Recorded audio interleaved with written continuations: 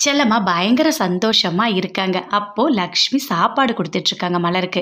மலரு சாப்பிட்டுட்ருக்காங்க. அப்போ அப்படியே செல்லம்மா கிட்ட வந்து கேட்குறாங்க, "அம்மா எனக்கும் ஒரு உருண்டை சாப்பாடு குடும்மா" அப்படின்னு சொல்லிட்டு. லக்ஷ்மி குடுக்குறாங்க. எல்லாருமே ரொம்ப சந்தோஷமா சாப்பிட்டுட்ருக்காங்க நிலாவ பார்த்துட்டு. அப்போ மகேந்திரன் வராரு.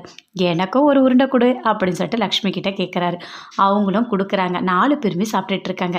"நீங்க குடுங்க எனக்கு" அப்படின்னு சொல்லிட்டு லக்ஷ்மி கேட்குறாங்க. அதே மாதிரி மகேந்திரன் சாப்பாடு குடுக்குறாரு. எல்லாருமே சேர்ந்து ரொம்ப சந்தோஷமா சாப்பிட்டுட்டு இருக்காங்க. இந்த நாள என்னால மறக்கவே முடியாது. இந்த டே ஒரு ஸ்பெஷல் டே தான். அப்படின்னு சொல்லிட்டு செல்லம்மா சொல்லிட்டு இருக்காங்க. இது எல்லாத்தையுமே ஜானகி ஓரமா நின்னு பார்த்துட்டு இருக்காங்க. அப்படியே கிட்ட வராங்க. வந்த உடனேயே, "அண்ணா எனக்கும் ஒரு உருண்டை குடுண்ணா" அப்படின்னு சொல்லிட்டு கேட்குறாங்க. அத பார்த்தோனே அவ்ளோ சந்தோஷப்படுறாரு மகேந்திரன். "இந்தாம்மா" அப்படின்னு சொல்லிட்டு ஒரு உருண்டை சாப்பாடு குடுக்குறாரு. அத வாங்கி சாப்பிடுறாங்க. "அண்ணா நான் அம்மா முகத்த பார்த்ததில்ல. நீ சாப்பாடு குடுத்து தான் நான் சாப்பிட்டுருக்கேண்ணா" அப்படின்னு சொல்லிட்டு மன்னிப்பு கேட்குறாங்க.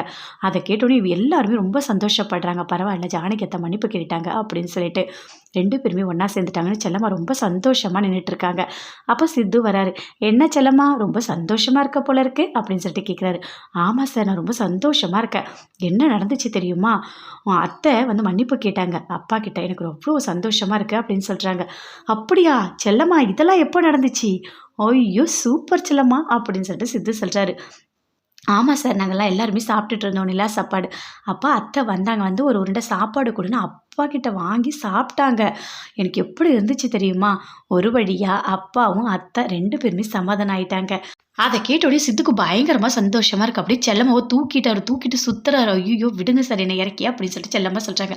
"அதெல்லாம் விட முடியாது செல்லம்மா. நான் ரொம்ப சந்தோஷமா இருக்கேன். வீட்ல இருந்த எல்லா பிரச்சனையுமே சரியாயிடுச்சு.